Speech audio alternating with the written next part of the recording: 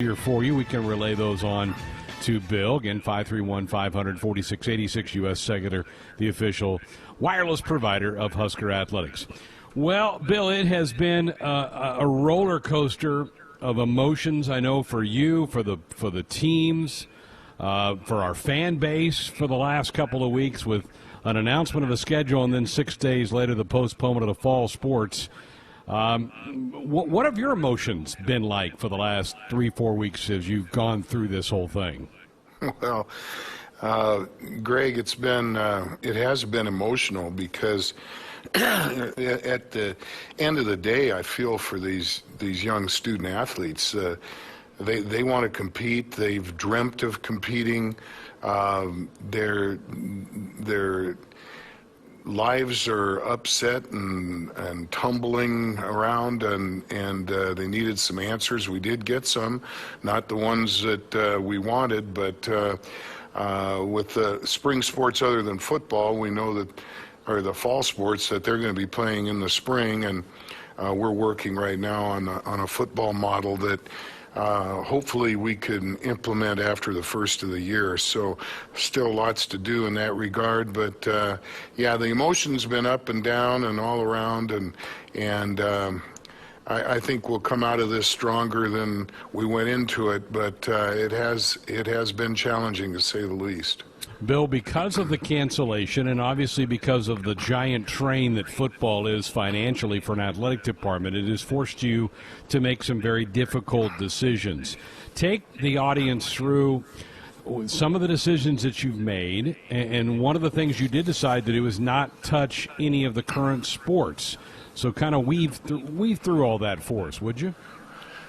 Yeah, well, the last thing an AD wants to do is drop a program. And in 28 years as a Division I athletic director, I've added several of them, but I've never had to discontinue one, and we're not going to do that. There are schools in our conference and across the country that are announcing that they are doing that, Iowa being the most recent one. And so we're going to be safe there, but at the same time, with a projected now $100 million hit to our revenue for fiscal 21, we've had to do some things to try to lower expenses, and we announced that this past Friday, and it included furloughs and salary reductions. And to be more specific, we had 51 employees furloughed, 100% furlough, so they will not be receiving a paycheck. And then the balance of our workforce is taking a 10% across the board reduction.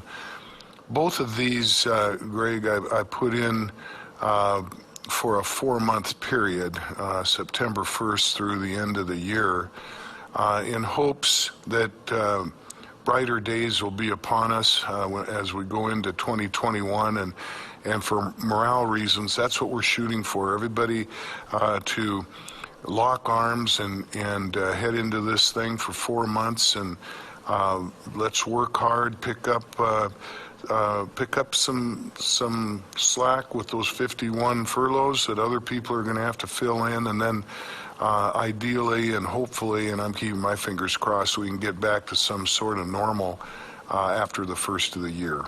You mentioned, I'm sure that was a very, very painful process to have to inform employees that they're not going to be doing their work for the next 4 months. These are dedicated people that have given their lives in some cases to Husker Athletics. You mentioned Iowa. They did announce they were going to drop 4 sports. They've also talked about taking out a loan.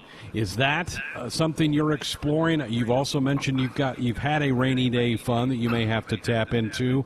What other avenues can you look at to try to keep the department up and running until you get some revenue coming back through the doors?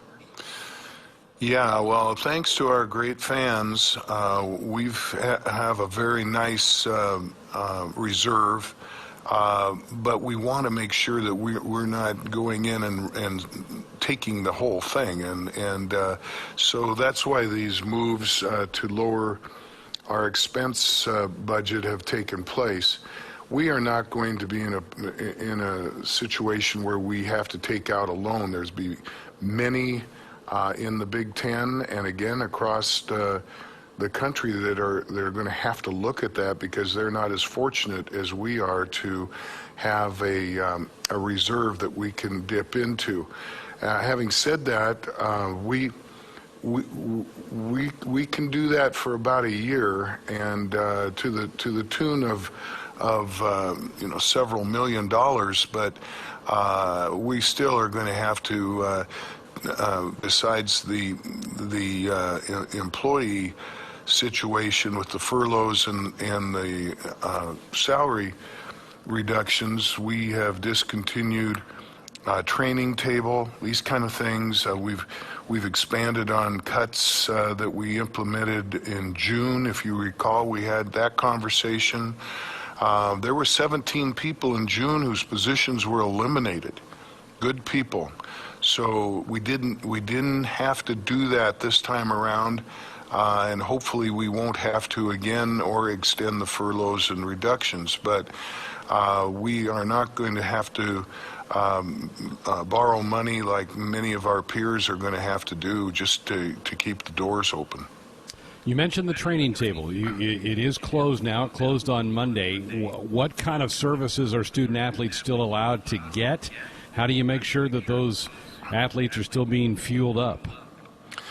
Well, they will get additional money in their stipends that is taken out when they do have training table, so much per meal, and so they will get some relief there. We have our what we call Husker bucks, which can be used in area supermarkets and stores. And then we will have our fueling stations opened as well, Greg, that there's one here in North Stadium and another one over in the Devaney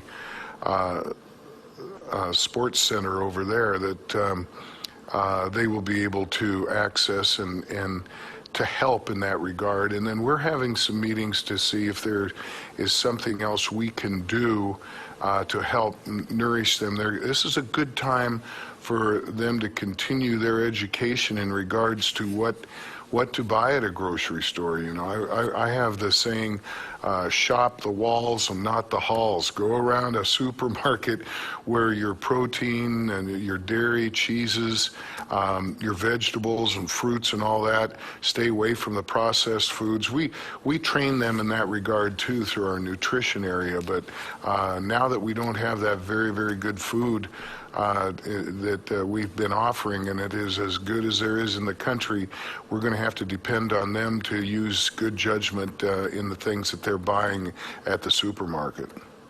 Bill, we talked earlier about the disappointment of all of this for coaches, players, fans. The CDC has had some just knock-you-down stats of suicide rates in this country over the last 6 months. I think our entire society is dealing with this thing from a mental standpoint of how to handle this virus. You have to be concerned about your student athletes and making sure, because they're creatures of habit. They know when the practice time is, when the games are. Now that's kind of been taken away from them. What about that part of the care of student athletes right now? Well, I inherited a program that had 2 full-time psychologists. I felt, after observing and assessing our situation long before the pandemic, that we needed more with a student-athlete population of over 650.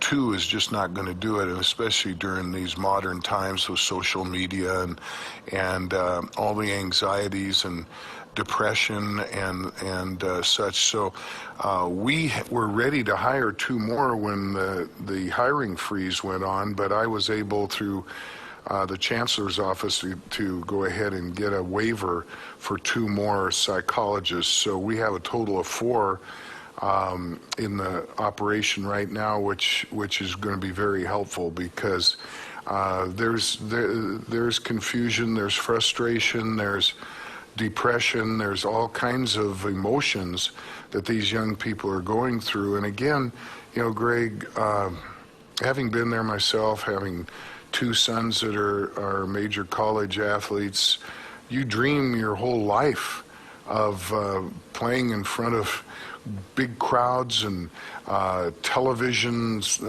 audiences and screaming fans and the color and pageantry of college athletics, and they're being robbed of that right now. So we want to make sure that we have all the services available that we possibly can in regards to the mental piece of this and the psychological piece, and I think we're doing a very good job with that.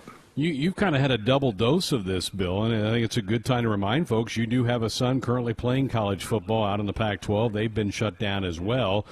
So, I mean, you've had to deal with this from an administrative standpoint with your position in Nebraska, but also as a parent. That has to be, I mean, that's really added to your list as well. Yeah, I had planned to go out and see my son Ben in Berkeley. He's an outside linebacker at Cal, and he's going to be a redshirt junior. And I was hoping to go out there and watch him practice. And so I had the reservations and everything, flight arrangements. And as it turned out, it was the weekend after both the Pac-12 and the Big Ten announced that we were going to discontinue the fall sports. So the timing was good. I got to spend a weekend with him.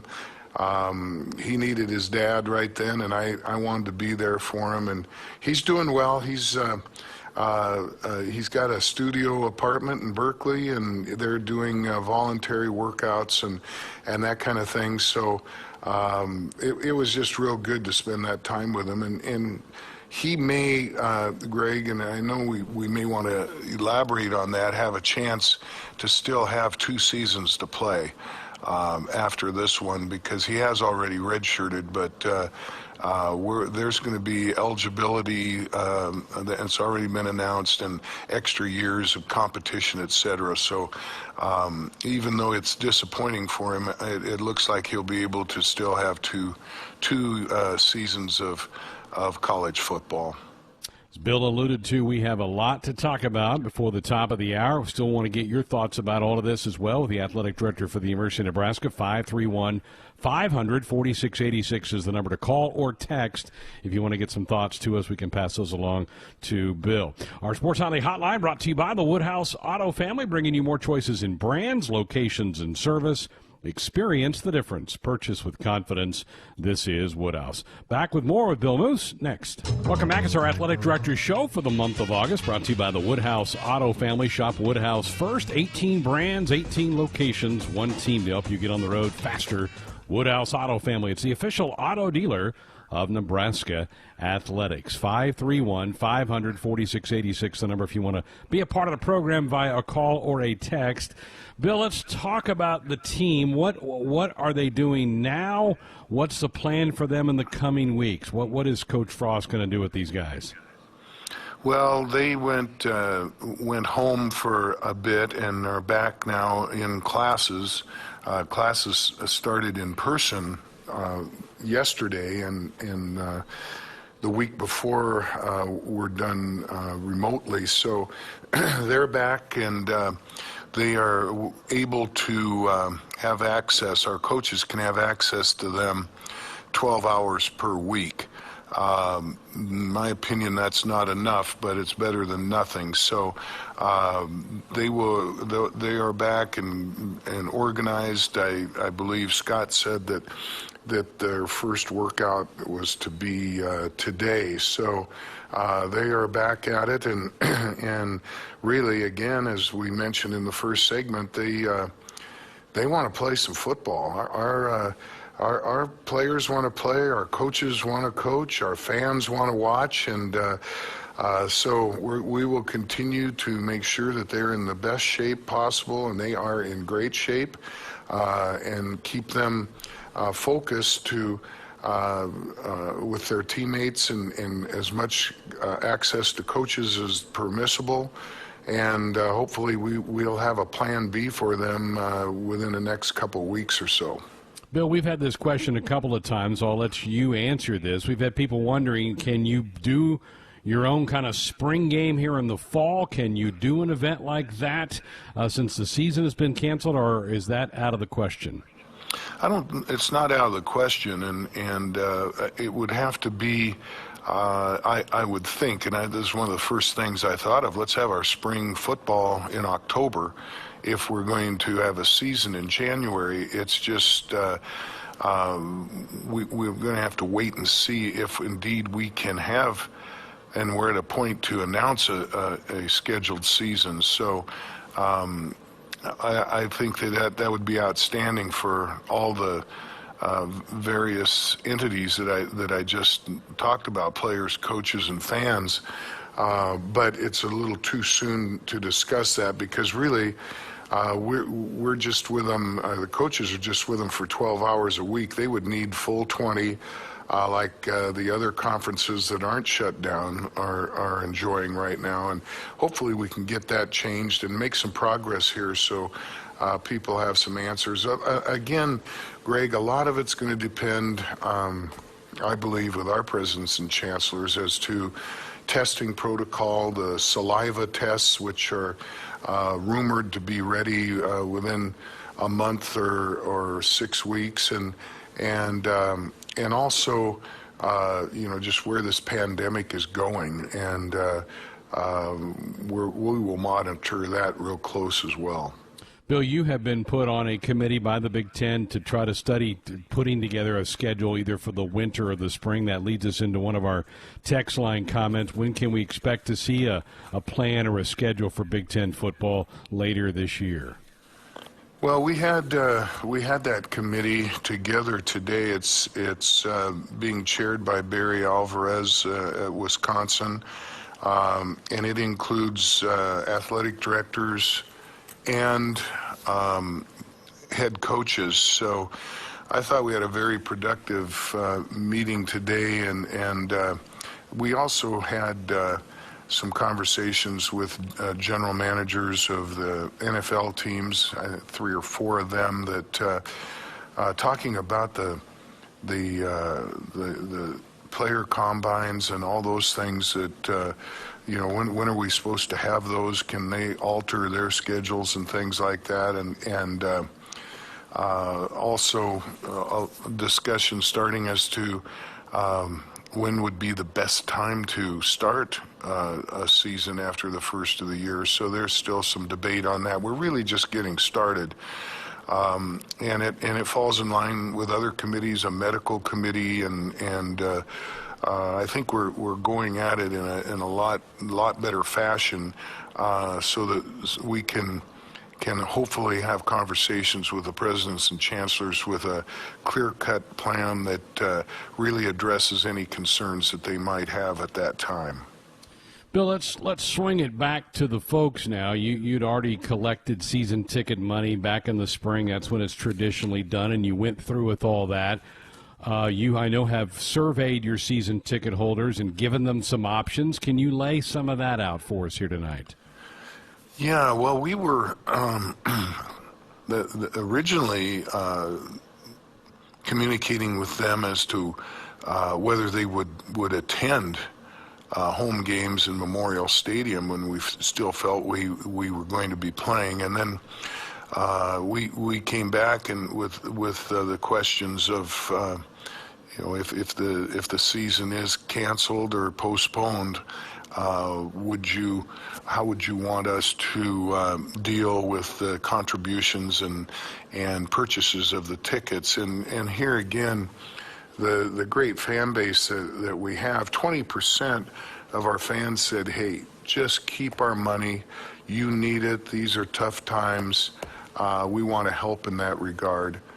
60% said we would like to roll it over into the 2021 season and have it apply to our seating during that time, and just 20% asked for refunds. So that's really amazing. I've been here long enough now, Greg, that it doesn't surprise me. They're so wonderful, our fans, as we all know. So that will help us and give us a feel for, again, that revenue piece that we're trying to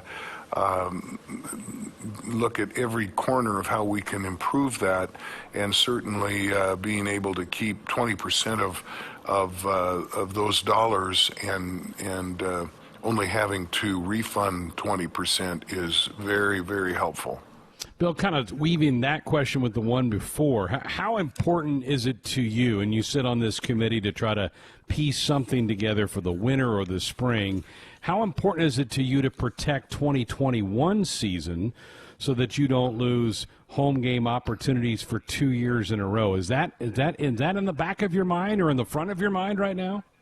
Well, it has to be on the scheduling committee as to how many games should we play, and how will it lay out, where will they be played, and when. And of course our television partners have to be very much involved in that, and are eager to work with us in that area. So I worry about it being played too late in the winter or spring and losing potential marquee players because of the NFL draft.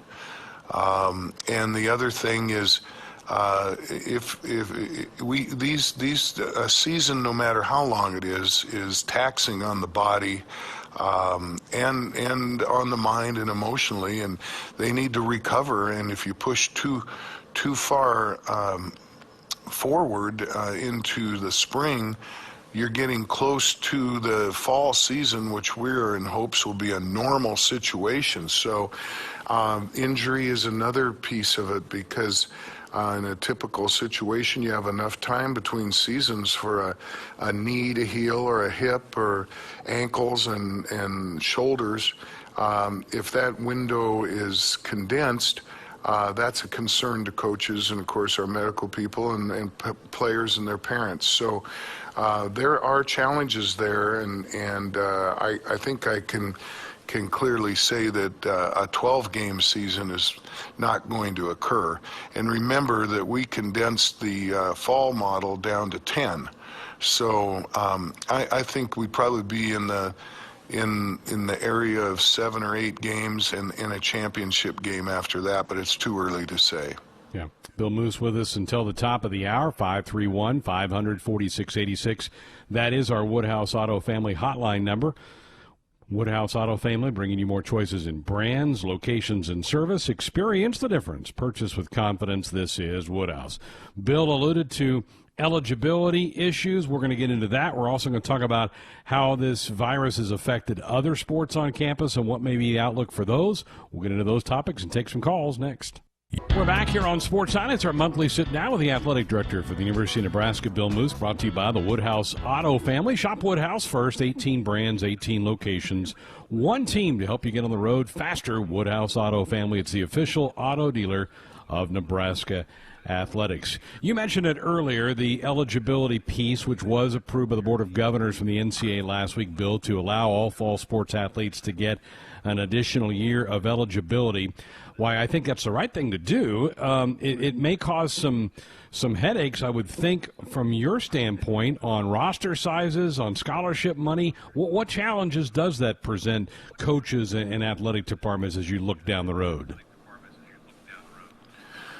Well, there are a couple, Greg. Of course, when we're talking finances, when you have more student athletes on scholarship than is now the capped number, those dollars have got to be found. And then secondly, if that occurs for this coming year, this fall, to take care of those student athletes, then the roster sizes, when we go back to, say, in football, 85 max, somebody's got to go or not be on scholarship. So and then you know very well, having been involved with college athletics, these coaches are looking at recruiting classes that are 3 years from now or 4 years.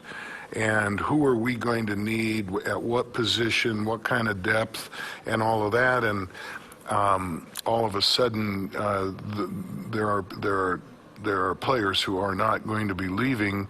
So do we come off of that player that we had been actively recruiting? So there's a lot of challenges there. I do think, and we talked about my own son, the fact that these young people who have dreamt of this experience are going to be able, hopefully, and I'm confident that they will, their full years of eligibility and have that experience that they can savor for the rest of their lives.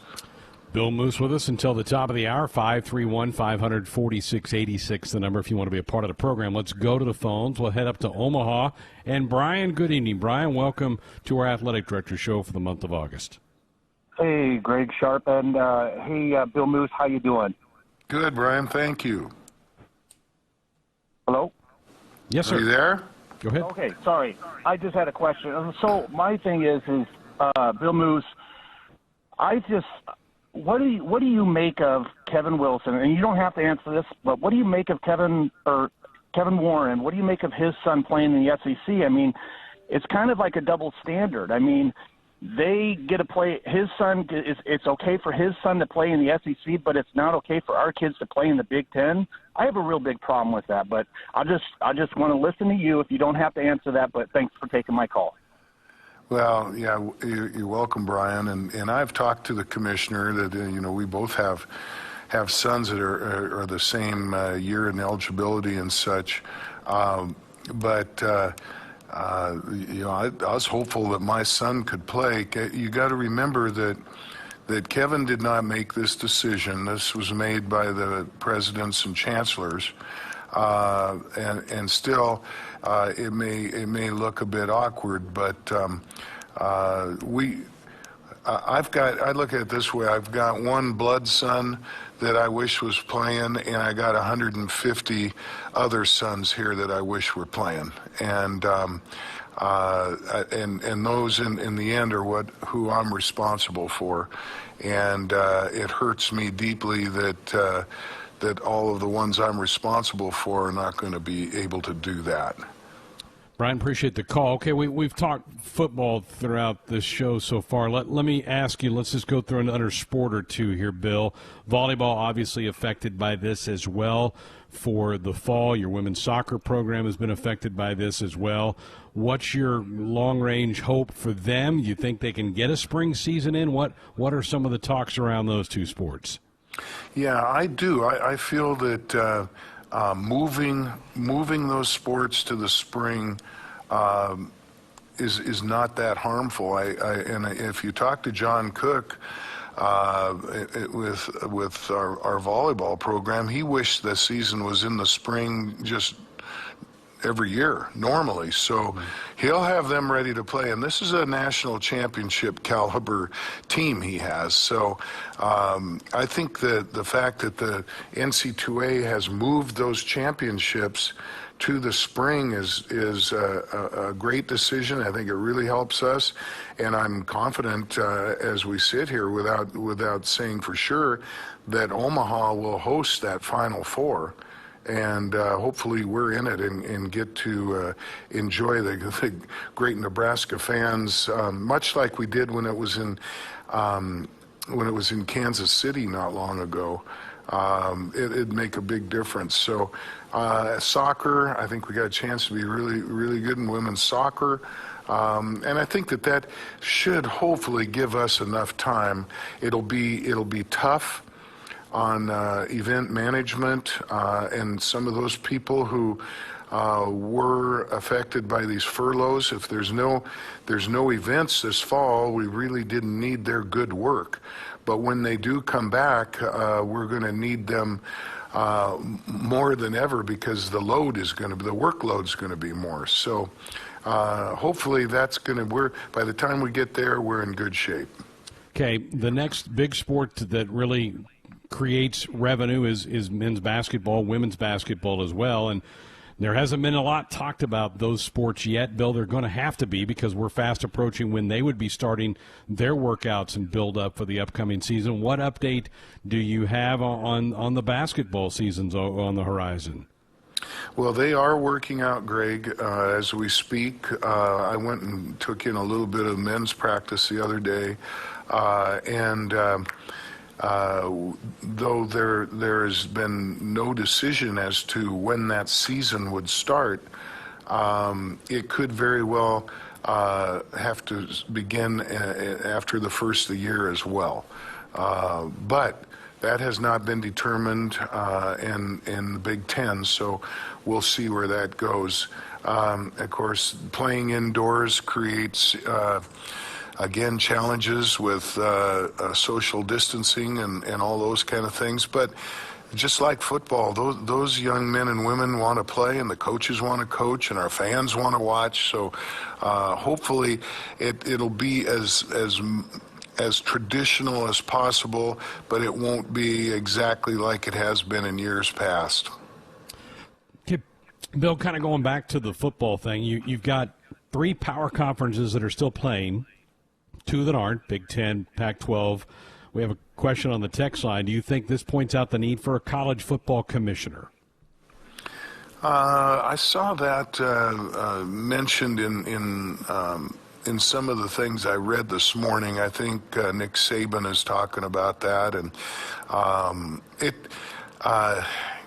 who knows where this is going to take us, Greg? There will be some schools that are going to be really financially hit, and maybe we're going to get to the point of the super conference and all of that people have talked about for some time. I'm hoping we can get through this, and the A5 conferences will be back to traditionally where they are, and we have a college football playoff that'll represent all of the schools and programs, but who knows how long those seasons will be for the 3 Power 5 conferences that are still planning to play. I'm hoping that they go the distance, and their players are safe, and the virus is heading downhill, and we get some kind of a season in, and we can get back to our regular way of doing things in 2021. Appreciate the question on our text line. Again, 531-500-4686. You can either call or shoot us a text for that. Need to get a break in. Back with our final segment with Bill next. It is our Athletic Director show for the month of August with Bill Moose here on the Husker Sports Network, brought to you by the Woodhouse Auto family. 18 brands, 18 locations, 1 team to help you get on the road faster. Woodhouse Auto Family, the official auto dealer of Nebraska Athletics. 531-500-4686, the number to dial us up with a comment or question, or fire us off a text as well. Talk about the challenges, Bill, that the last several months have been for your coaching staffs in the recruiting game. And obviously that can't slow or stop. You have to keep kind of moving forward with that. What have you noticed from your different coaching staffs on how they've handled the last 4 or 5 months? Well, again, Greg, there's a great deal of frustration there, and dead periods keep being extended and such. You can't really bring a prospect to campus. There's no excitement on a Saturday to bring them in and have them out on the field and all those things. So it's clearly a frustration, just like the inability to have competitions. So we have excellent coaches. They are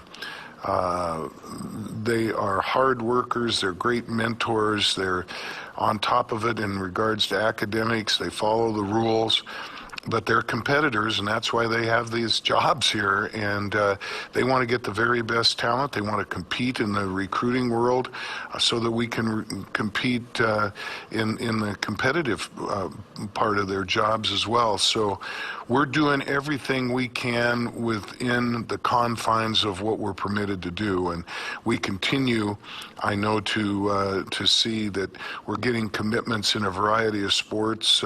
Baseball's really been impressive.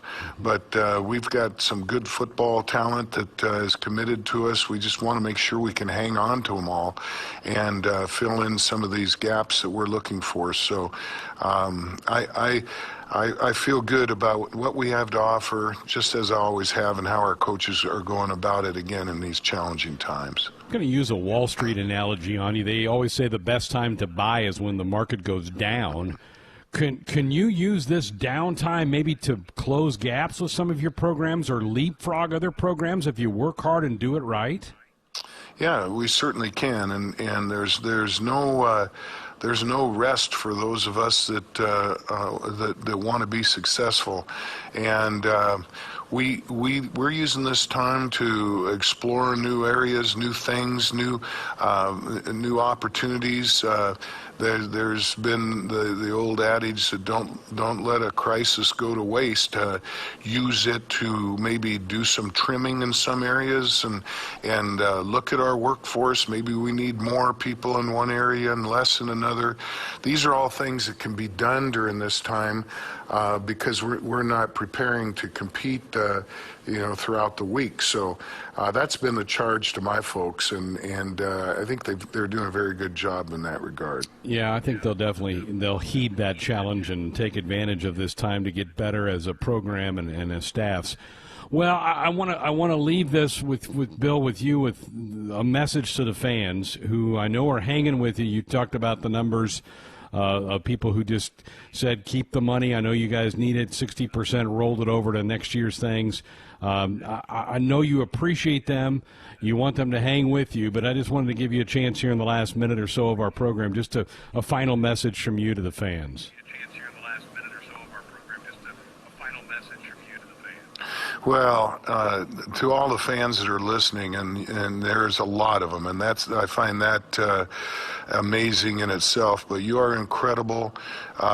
We care about you.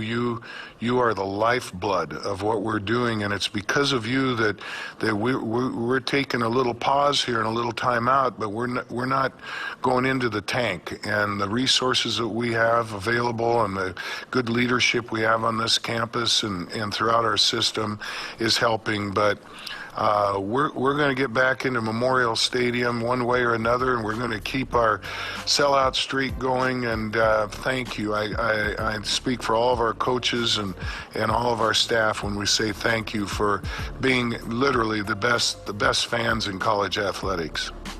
Bill, keep your head up. I know this has been challenging, probably the biggest challenge in your career, and keep your head up. This will pass, and then we'll get to better days soon. Oh, we will. And Greg, you stay healthy, and I know you're gonna miss that microphone too. And yeah. we got to get you back in action. No doubt. Thank you, Bill. Bill Moose, Athletic Director for Nebraska, with us. That's our monthly show with him in August. We'll keep doing monthly shows with Bill throughout what should be the seasons of the fall, but the virus has other ideas. More Sports Nightly on the other side. Sports Nightly.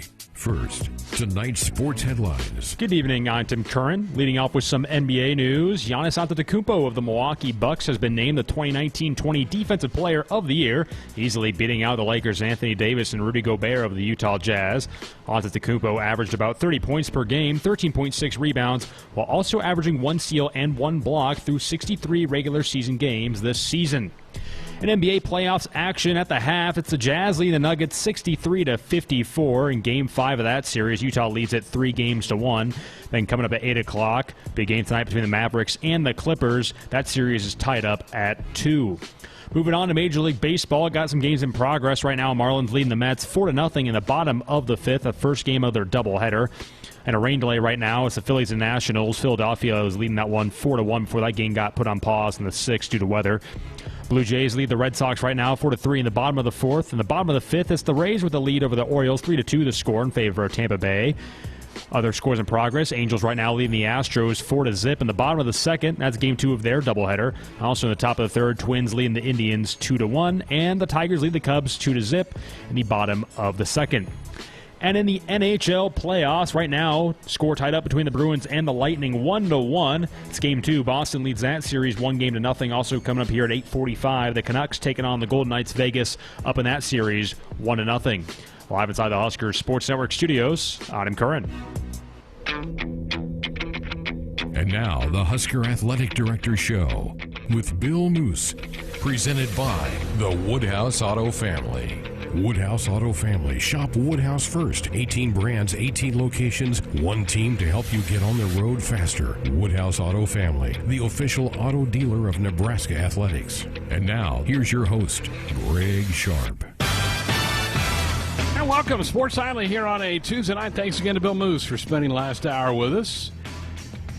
His monthly shows start up every August. We'll bring him back once a month just to update us on things. I think there's going to be a lot to update month to month. I don't know, Ben, if there was a lot tonight to update. He did some extensive interviews late last week, and I don't know that a lot has really changed since last Friday when he did extensive interviews with the Omaha World Herald and the Lincoln Journal-Star, but it was certainly good to hear from him, and he just has a nice, calm, reassuring presence about him, and I think definitely comes across to the folks.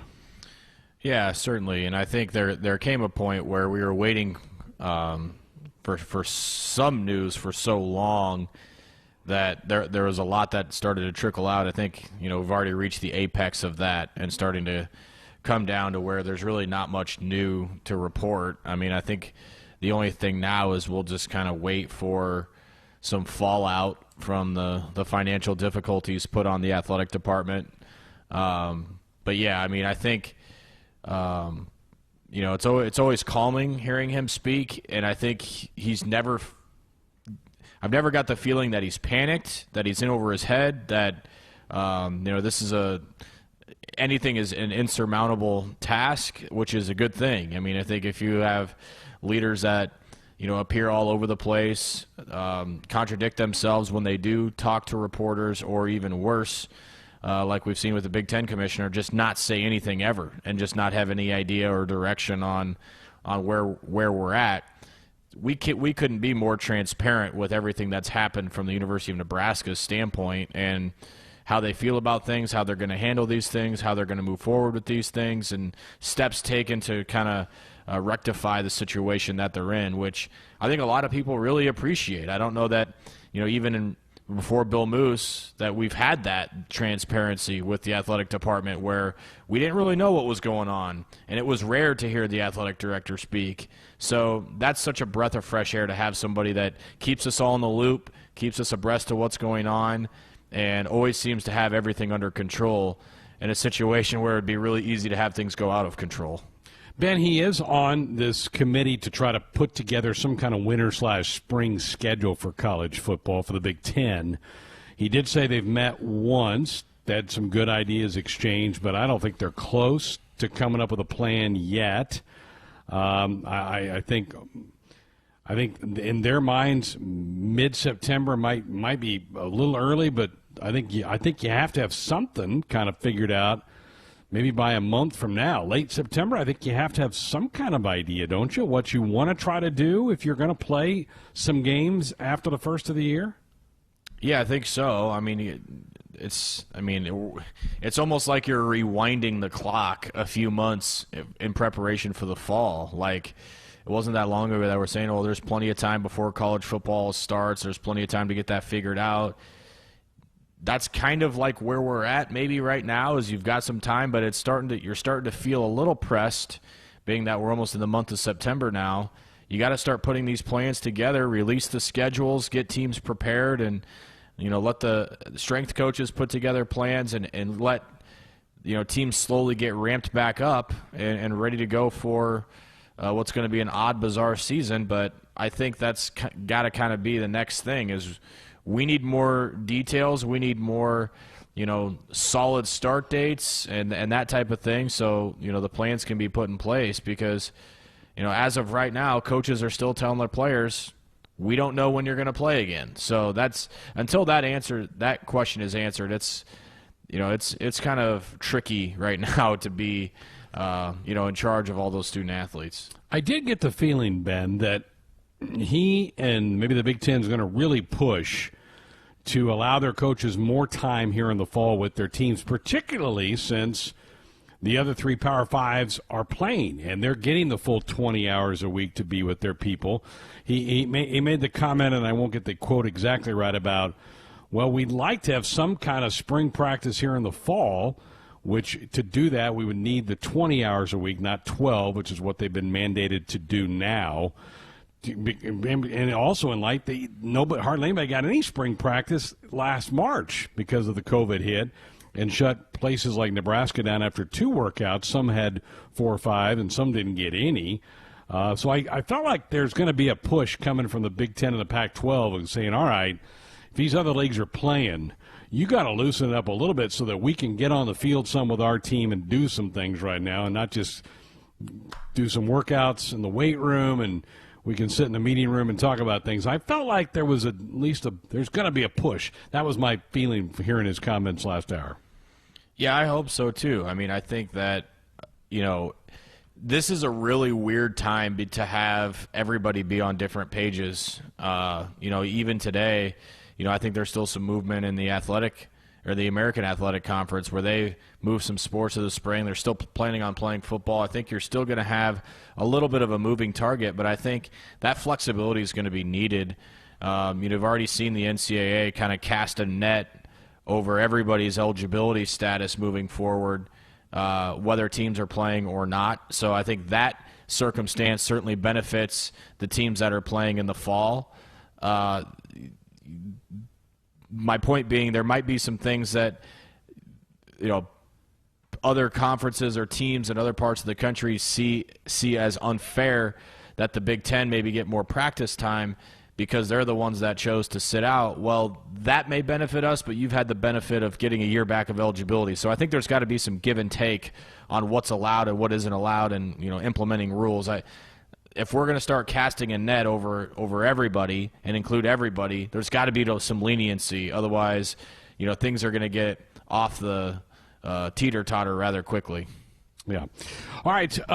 Here's what we have coming up on the program tonight. We're going to get into our Beyond the Headlines here in just a couple of minutes.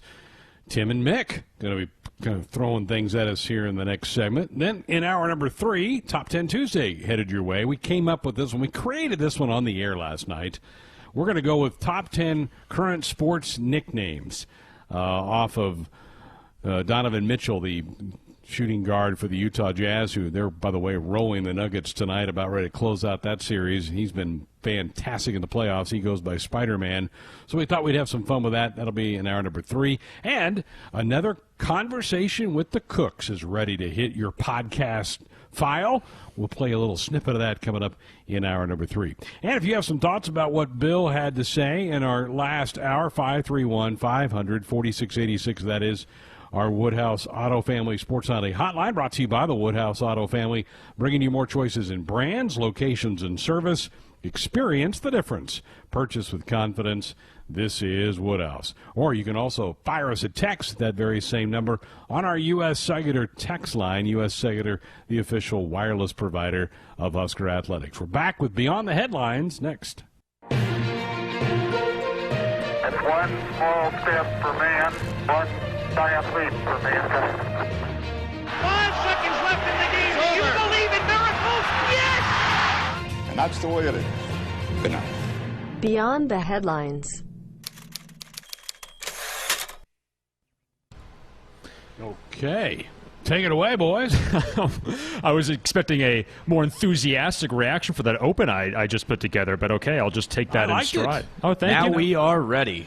There we go. Very good. Little historical ride down there. Some iconic moments in the world, huh? Exactly. That was the intent. You had Walter Cronkite there at the end, the Miracle on Ice, and the moon landing, just 3 snazzy little moments in news history. We don't have anything that monumental to bring you this week, but Mick Steiner and I put our heads together and came up with 6 stories we think you gentlemen will enjoy. So, with that said, New England Patriots coach Bill Belichick, some would say the GOAT of coaching, at least I would say, wants the NFL and the NCAA to streamline their rules and have as few discrepancies as possible. Belichick especially wants to see the NFL adopt college football's approach to defensive pass interference and make it just a 15-yard penalty like it is in college rather than it is a spot foul like it is right now in the NFL. Do you guys agree with old Bill here, or do you think things are pretty good the way they are already? I can't say I entirely understand what he wants. I mean, he basically wants college and NFL rules to be the same. It's pretty much what he wants, and he wants the NFL to take college's DPI rule. So just the DPI rule? Well, he wants 2 feet in bounds. Do you want the 2-minute warning? Do you want? I mean, there's a lot of differences in the two. Yeah, he just wants them the same. I like the uniqueness between the two games. It's like, high school football quarters are 12 minutes long, not 15. I think it's okay to have a little bit of differences between the two. Generally what happens is the NFL will implement some kind of new rule, and a couple years later the colleges will go, yeah, we like what we see on Sundays, and we adopt that. But I think there's too many things, and I don't mind the fact that there are some differences between what you see in the NFL and college. And Ben's right. That would be a long rabbit hole if you started going down that. And one of them would have to change dramatically, and probably be the college game. Yeah, I don't know. I guess I don't know what he's up in arms about this time. I mean, just because the PI rule, I don't know. Yeah. The whole thing about Go ahead, Ben. I'll just say I'm indifferent. I don't necessarily agree, but I'm not going to rip him apart for this either. I just think the NFL's the NFL, and it's working just fine for him. And now that he's not winning, the year that he loses Tom Brady, he wants to go change all the rules. Jeez. The thing that drives me crazy in football anymore is the catch, no catch. I mean, that has just driven me batty the last 7 or 8 years about something looks clearly like it's a catch, and they'll go back and say, well, the ball kind of rolled in his knuckles there as he's going to the ground, and you're like, really? I mean, if you have to slow it down to 1/1000th of a frame to see that a ball might have rolled a little bit in some guy's fingertips to say that it's not a catch, come on. I think they've gone way overboard in that.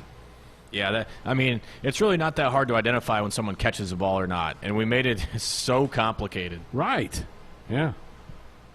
All right, we're moving on, but we're staying in the same Nick. conference. Hello, how are you guys? Good. We haven't heard Nick for a while. Good to have him on here. Yeah, it's great to be back. So, Buffalo Bills head coach Sean McDermott told reporters yesterday that he thinks it's, quote, ridiculous that some NFL teams have fans at games, even in a limited capacity. The Bills will head to South Beach to take on Miami for their Week 2 matchup, who announced that they'll have approximately 13,000 fans in the stands. Is McDermott being unreasonable here by making that statement because it's far from his decision, or is he onto something here that may cause other teams to pump the brakes? It's an interesting question. I think because teams are so different based on where they're at geographically. Like what they're dealing with in Buffalo is not the same that they're dealing with in Phoenix or in Kansas City or Los Angeles or Seattle. So I understand it from a coach, and I expected this at some point, to have a coach that has a home field to where there's no fans allowed, and there are home fields probably within their own division that are going to allow fans. I'm saying that's not fair. We need to eliminate that. Not surprised at all it's come out. How much of an impact will 12,000 fans at, I know it's not Joe Robbie Stadium anymore, whatever they call that thing, Sun-Kissed or whatever, SunTrust Stadium where the Dolphins play, how big of an influence are they going to be compared to an empty stadium for the Bills at home? I don't know that it's going to be that big of a difference. Now, if Arrowhead was full and then you go play the Raiders in Vegas and there's nobody there, yeah, that's a big swing. But, Ben, I mean, you put 13,000 in a 70,000-seat stadium, is it really that big of a home field advantage for you? Well, and especially, it would be different. Like, if you think about, a high school football game, what are the loudest parts of the stadium? The student section. I mean, if there's a large concentration of people, say, in one end zone or at one end of the field, that's, college overtimes, you want to play in the end where there's not the student section. The people won't be in a concentrated area.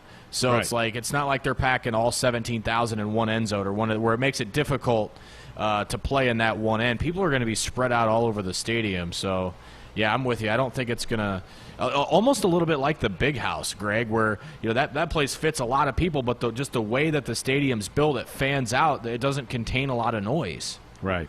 Again, now, if it gets really distorted, let's say you get to November and Kansas City's so much better shape containing the virus in other parts, and they can all of a sudden put 50,000 in there, and the Raiders or the Broncos or the whoever can't put anybody, then it becomes a little bit more of a problem. So, guys, it's a great question to bring up because it may get worse as the season goes along, the discrepancy. Right now, I don't know that it's a big problem.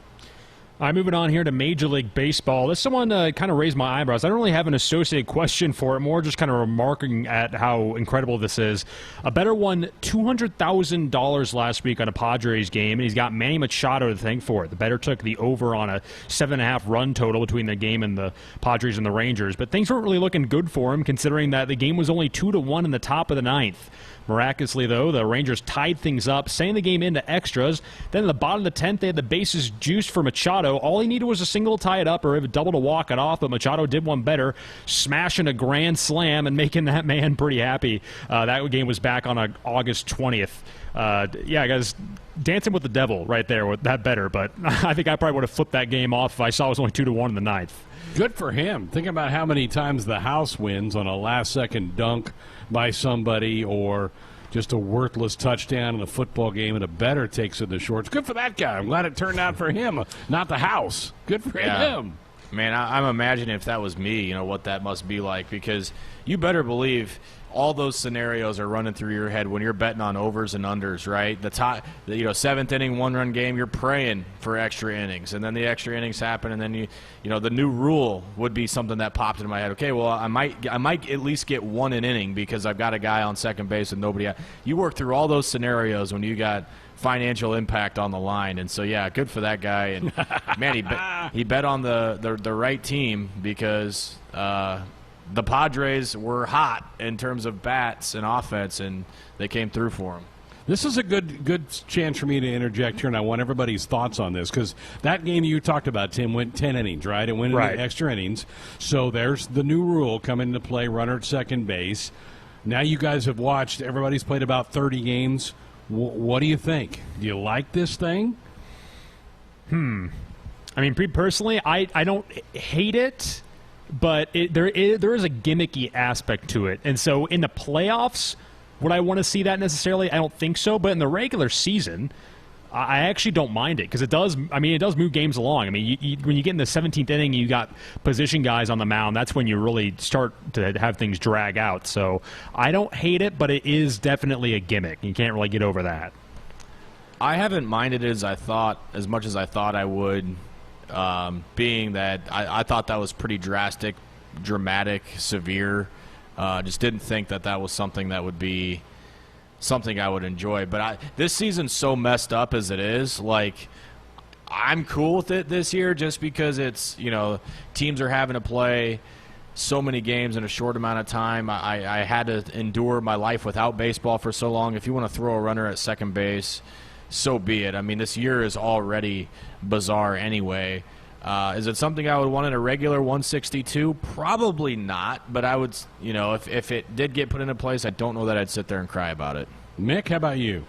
I love it. I actually really like it. From producing quite a few softball games with Nate, there were a lot of drama-filled extra inning games, and it was all because of that runner on second base. And I will tell you, we haven't quite seen as exciting as it can be yet. I'm with I think you guys. I think it's great. I don't want it in the playoffs. I think that's a different deal, and that's okay. But I'll differ from Ben on this. I don't mind if they keep this thing in for regular season games from here to eternity. I think it's wonderful.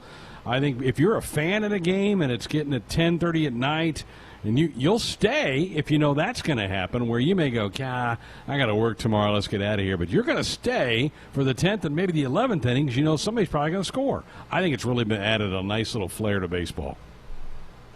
Alrighty, I'm back, so we get to talk about golf. Dustin Johnson won the Northern Trust Championship at TPC Boston this last weekend at an incredible 30 under par. For active players in their first 250 starts on tour, he has 22 wins, putting him just ahead of Phil Mickelson, who had 20. As you may have guessed, Tiger Woods is first. Any guesses, before we discuss, any guesses on how many he had through 250 starts? How many DJ had? How many Tiger had? Tiger DJ had 20, DJ had 22, Phil had 20.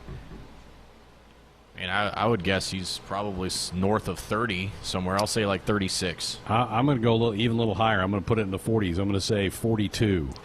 Okay, Tiger Woods on his 250th start won for his 71st victory. Oh, man. What? At a 28.4% win rate through 257 Not starts. bad. So what I want you guys to Tim says discuss not bad. is, do you think any current golfers have a chance at getting even within the ballpark? Some notable golfers here. Rory has 19 wins through 181 starts. JT has 13 through 153.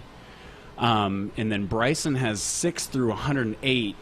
Or you Ben's favorite. Could look at one of the younger guys, like Morikawa has 3 wins in 30 starts, and Hovland and Wolf both have a win in their rookie season. Nobody gets close. I mean, nobody gets higher than 40. No.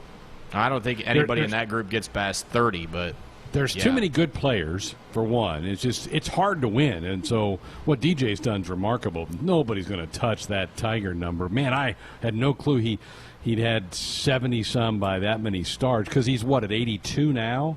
I think he's at 82 Correct. now for total wins. Yeah, that's just crazy. Nobody comes close. I agree, and my take is similar to yours, Greg. Is there's just too many good players now. Yeah. Yep. All right, moving out of the sports realm for a moment, and gentlemen, you're going to want to check your phones for this next story. A little too saucy for the TV screens, but I'll send this here. New fashion craze that's surely poised to take the country by storm, the brokini. Oh, geez. It essentially amounts to a wrestling singlet, yet manages to be even more revealing than that. Gentlemen, do you foresee yourselves trying out the brokini sometime in the near future, or too modest for you guys? what is wrong with you? Many things. Man. But I just wanted you guys to... This is a Kent Pavelka text that I just received is what that is. No, I don't see myself purchasing, looking at, owning, trying on any association with a brokini whatsoever. No, that's a shame.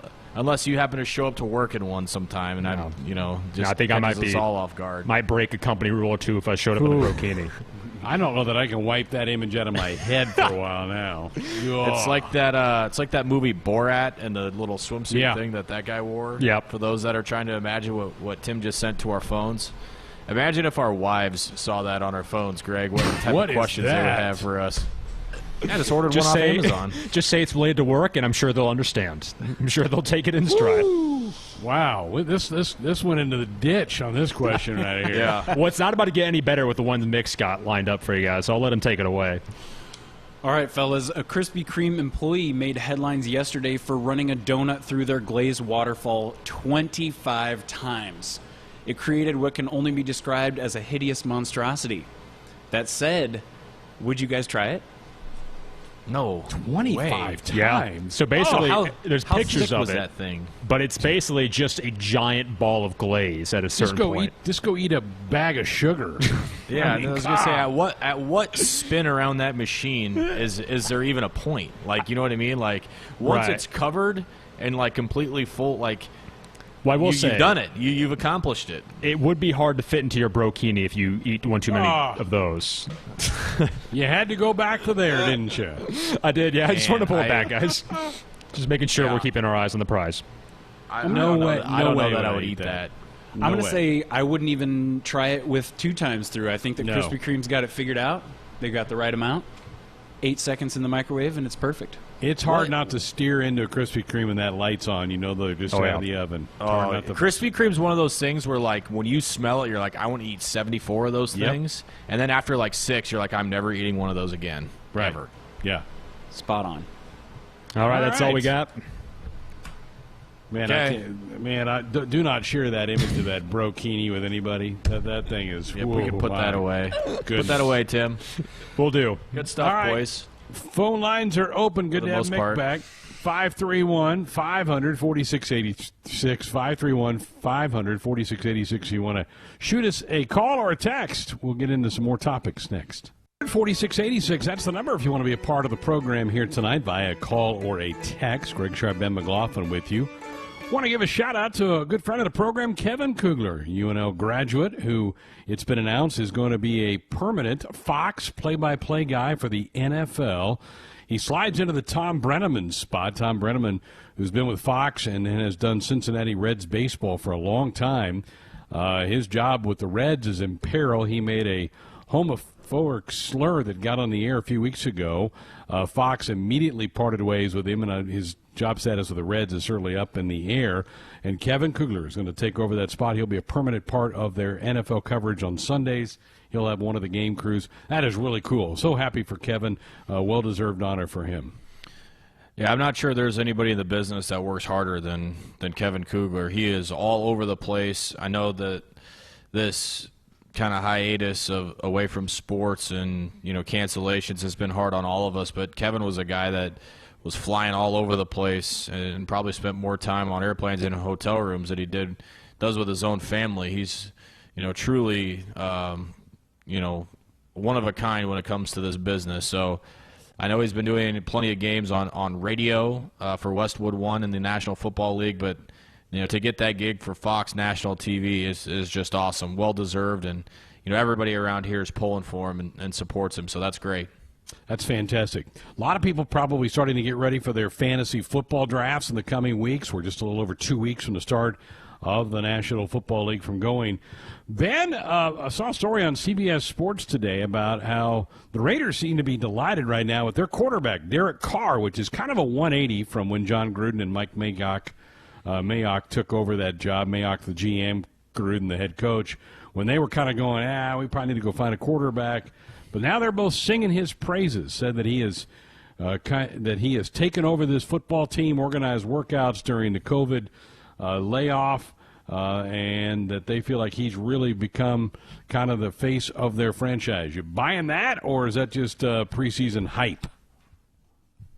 I'm buying it a little bit. I don't know how great that's going to translate on the field. I feel like he's been close a few times to really taking that next step to becoming a really good quarterback at the NFL level.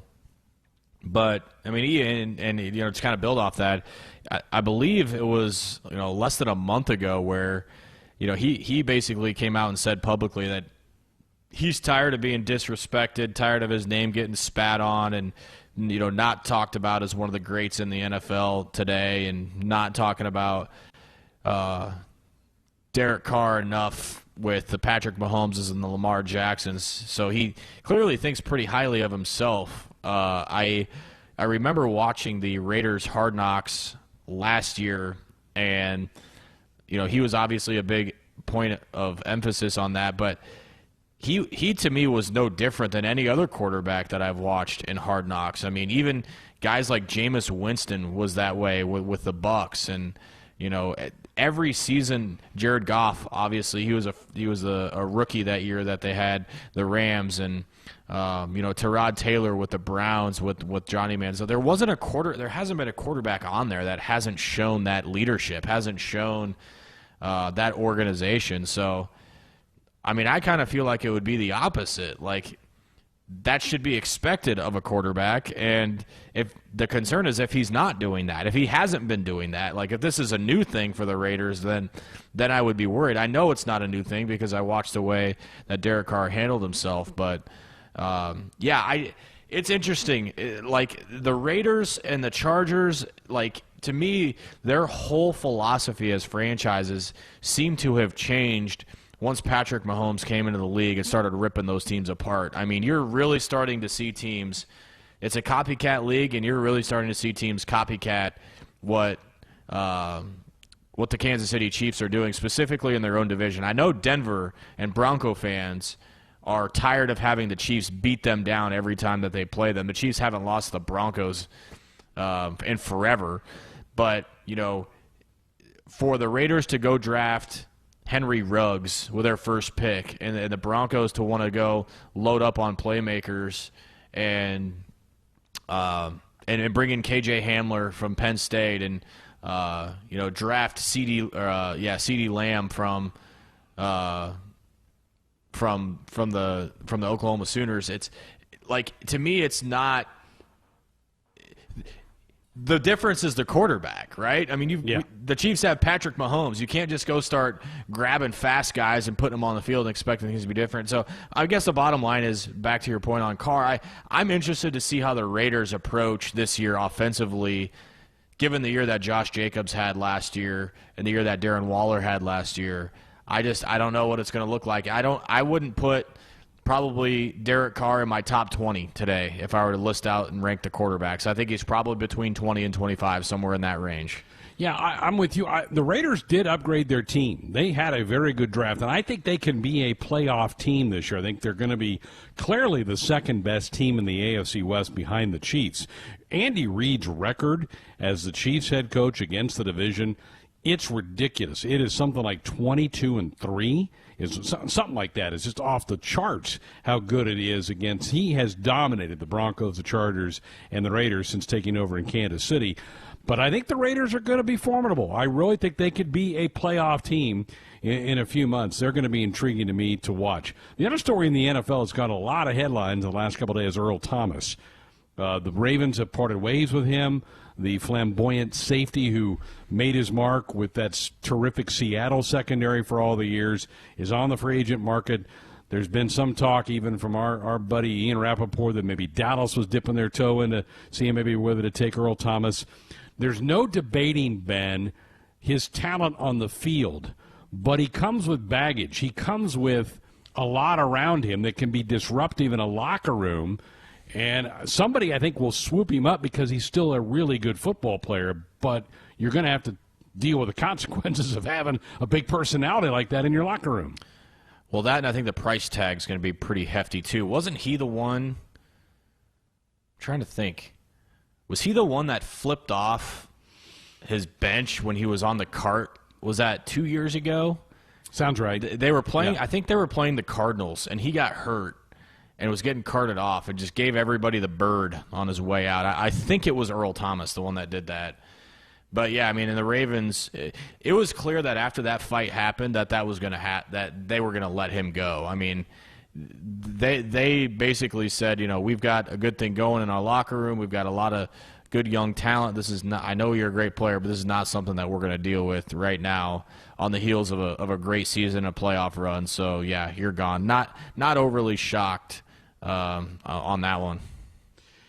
Yeah, I just can't imagine a team that's got a legitimate chance to make a deep run and wants to go down that path. And I think the Ravens are certainly one of those teams that I think, in fact, in my eyes, they might be the favorite in the AFC. I think they just said, he may bring us back a couple games instead of launching us forward. I think that's why they cut bait and moved on. 531-500-4686. That's the number if you want to be a part of the program or with a call or a text. We're back with more Sports Nightly next. 531-500-4686, the number if you want to be a part of the program here tonight.